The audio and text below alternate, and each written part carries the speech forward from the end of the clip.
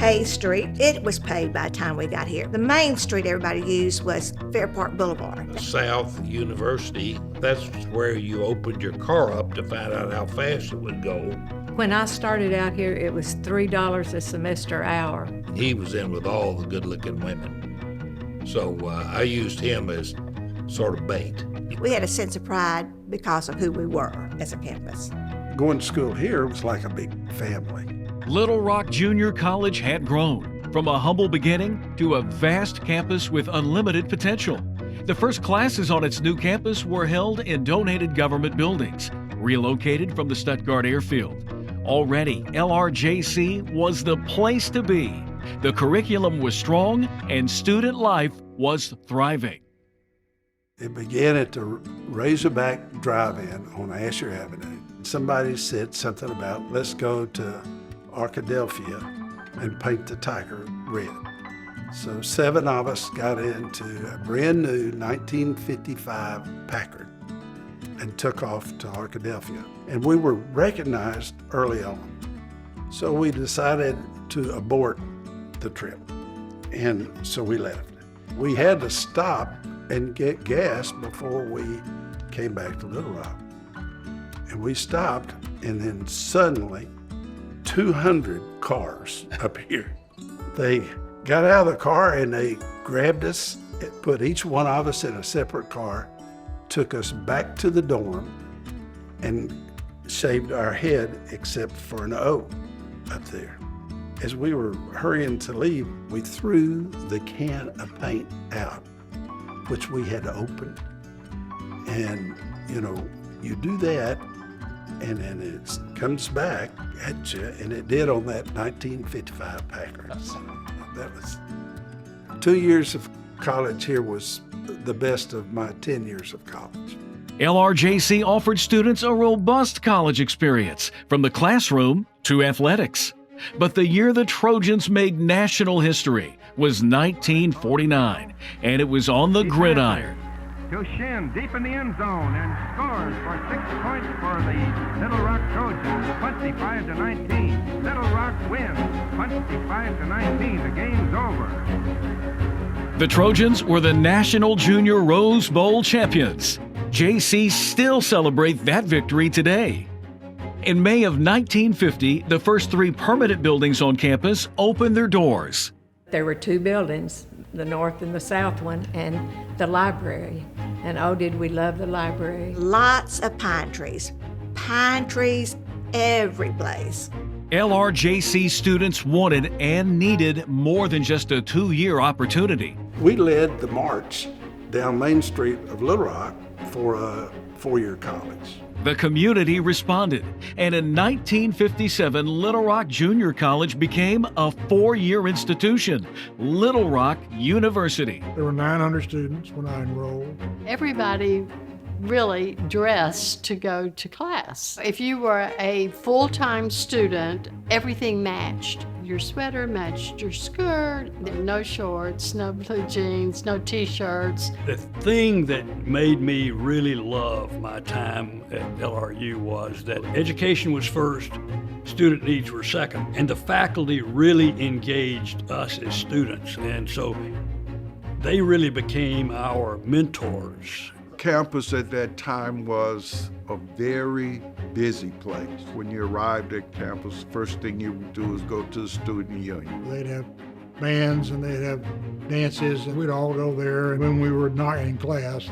In the wintertime was Coleman Creek would flood. We came where the bridge is over by the Capasiga House. We came back through Coleman Creek. There was no bridge, so you drive down through the creek bed. It was my car, and we got halfway through the creek, and the engine went stone cold dead. We heard a rumble. We looked up about 100 yards, and there was a wall of water about 7 feet deep roaring down the creek. In the creek was a concrete pillar. The 3 of us held onto the pillar as my car washed away 500 yards past Asher Avenue. In the back of that car were over 1,000 yearbooks that I was being paid to deliver. The fire department came. They threw a rope out and said, tie this around all 3 of you and we'll pull you in. And then one at a time, they pulled us in, got us out, and nobody was dead, except my car, and and my future outlook for working at my father's insurance agency. Growth among students, buildings, and the campus is unprecedented, a result of unwavering support from businesses and the community. LRU continued to evolve. The National Civil Rights Movement drove positive change, and in 1964, the university was integrated.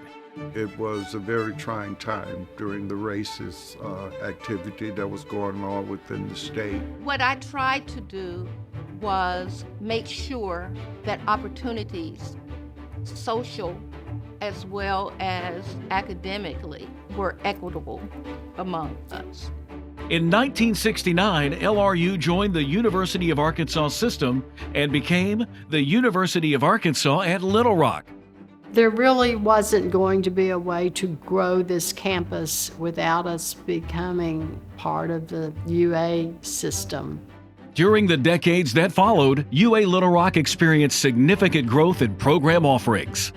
It established the William H. Bowen School of Law, began NCAA Division I competition in athletics, acquired a radio station that became an affiliate of National Public Radio, established the Donaghy College of Science, Technology, Engineering, and Mathematics, built the Jackson T. Stevens Athletic Arena on campus, established the Center for Integrative Nanotechnology, developed the Wingate Center of Art and Design, and added a degree in the emerging field of cybersecurity, among many other milestones. When I came here, we had one residence hall, and I think there's like 5 or 6 now. When I drive by now and just see how that campus has grown, wow. UA Little Rock's investment in students is an investment in the capital city. 85% of the university's graduates remain local to begin their careers. I got to start that networking much earlier than I would have possibly at some other school, because UA Little Rock is so community focused. It's easy to plug into and engage with folks who are doing what it is that you want to do.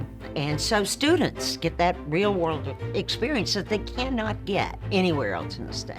Just as these students are benefiting from the university is benefiting from these students.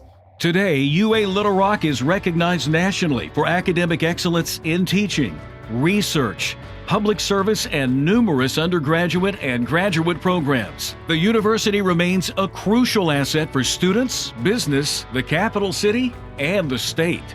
I have to take my hat off to the leaders of this institution. Learning shouldn't stop. Our institution that we have here is an amazing resource. To me, they are moving with what's needed for today's student rather than just for any student. My sophomore year, I wanted to drop this organic class because of the miserable grade that I got on a quiz. But I went to talk to my professor and he advised me not to do it. He kind of pushed me out of my comfort zone. I would still be connected to all the mentors that I have made in the past 4 years because they have advised me so much. Having this gym, people don't understand how unmatched this is. I mean, it's our backbone. This is where we get our pool of talent.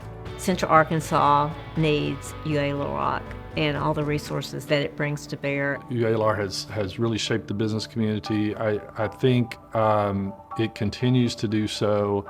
However, I think there's a much larger opportunity, and it's a two-way street between the city of Little Rock and the college. You know, I can't look to 100 years, but I can tell you we can't do anything without leaders in this university, women and men, faculty and staff, and being involved and pushing forward